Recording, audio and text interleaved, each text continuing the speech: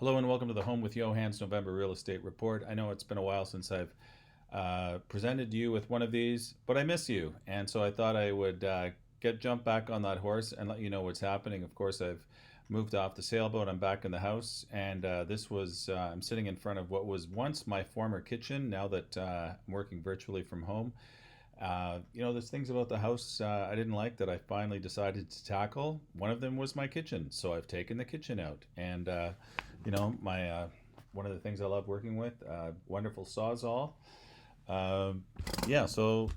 Uber Eats right now is going to be doing very well by me. I'm currently supporting the local restaurants because the only thing in my kitchen is that stove. So let's jump right into it, and I'll tell you what's been happening in the real estate market here in Toronto. And you have to think, because we are all mostly confined to our homes right now, that a home has become, your office, your hospital, the school. So it's a great time to be in real estate. For me, I've had a great year because a lot of people decided to move into a bigger home or get rid of their condo.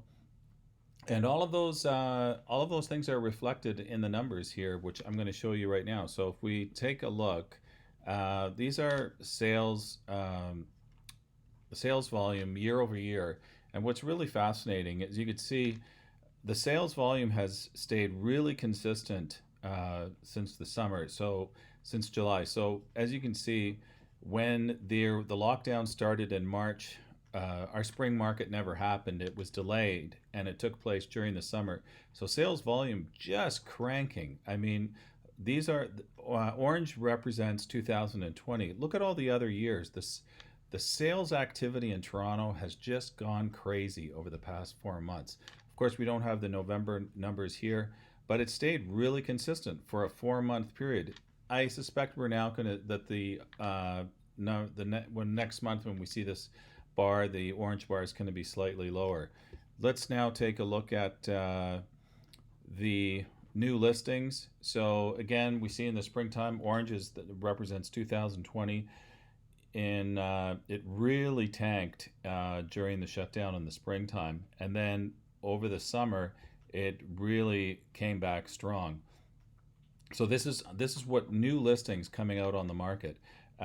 Really strong in September. It's fallen off a bit in October, and now let's take a look at the average price.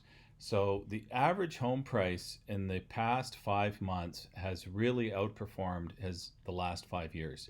So this is showing a 4 year period. So orange again, 2020. So look at the average home price. This is year over year. Since the average home price, this is for all home types, is much higher this year than it's ever been since 2017. And that surprises a lot of people. A lot of people were expecting this pandemic was going to really have an effect on the housing market. And many people, of course, were hoping that the housing was going to go down because we had a lot of job layoffs and industry affected. So this form here, this is one of my favorite figures: sales to new listing ratios. So this tells you if it's a buyer's market or a seller's market. So when you have houses they always look at the volume of houses that come on the market every month. How quickly are those houses eaten up by the buyers? How quickly are they sold? Is there anything left on the table? If there's nothing left on the table and all the houses are purchased, that's obviously a seller's market. And the sales to listing to new, well, I'm swallowing my words here. The sales to new listing ratio is over 60%. That's a seller's market. And you can see here's the percentages here on the left, that it's consistently been above 60% for the last several years. In the condo market, though, that is very different right now. I've got several clients that are that have purchased condos, and I've been actively looking for other buyers in the Toronto market. And what I've never seen before, I've never experienced, where a listing agent will actually call me up after doing a showing and say, "Hey, what did you think of the condo?"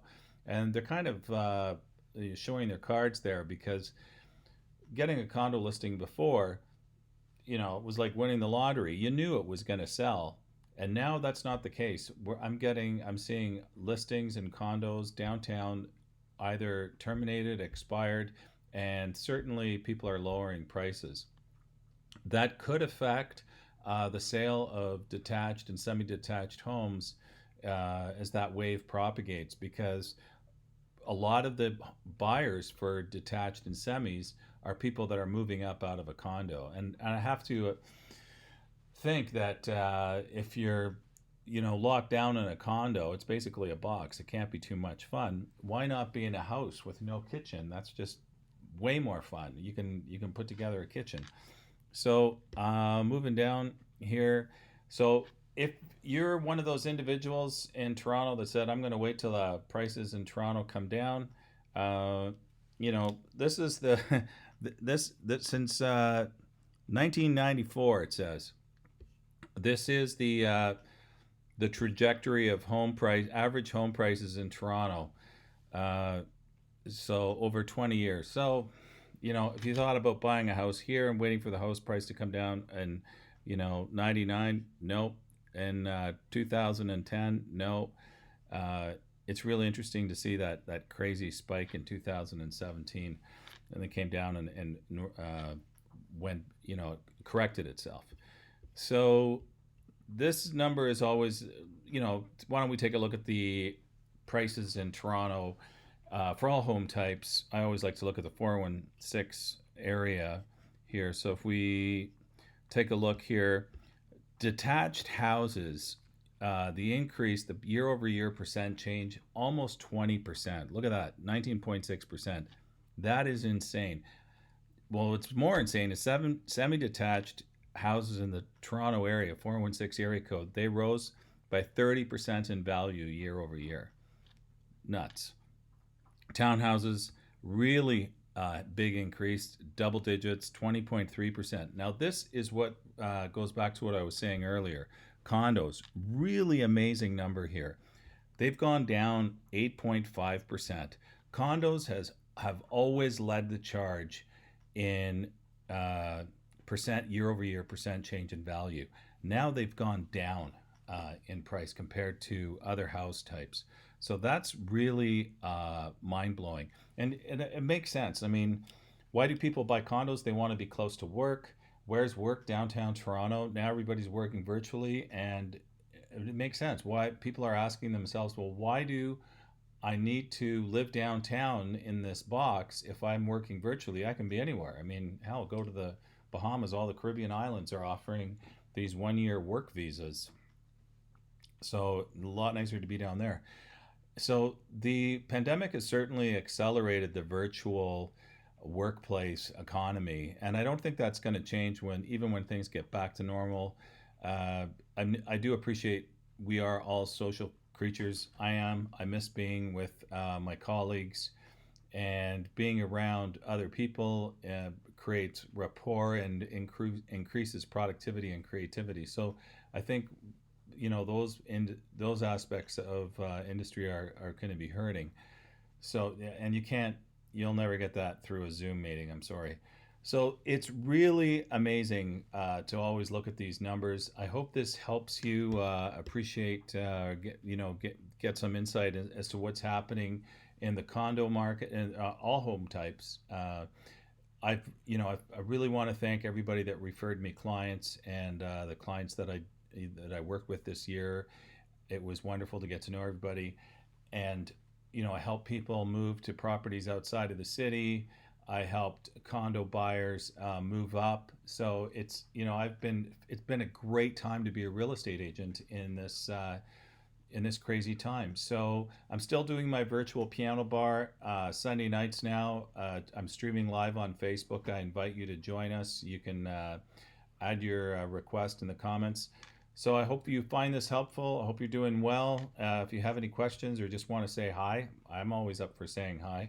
And yes, I am drinking a glass of wine. If you had a kitchen like this, you'd also likely be drinking a glass of wine, or maybe several more glasses of wine.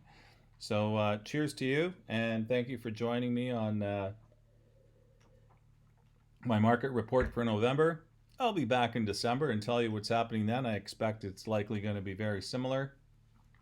And see, hope I'll next time I'm back. Hopefully this is going to be finished. Trust me, I can't live like this much longer.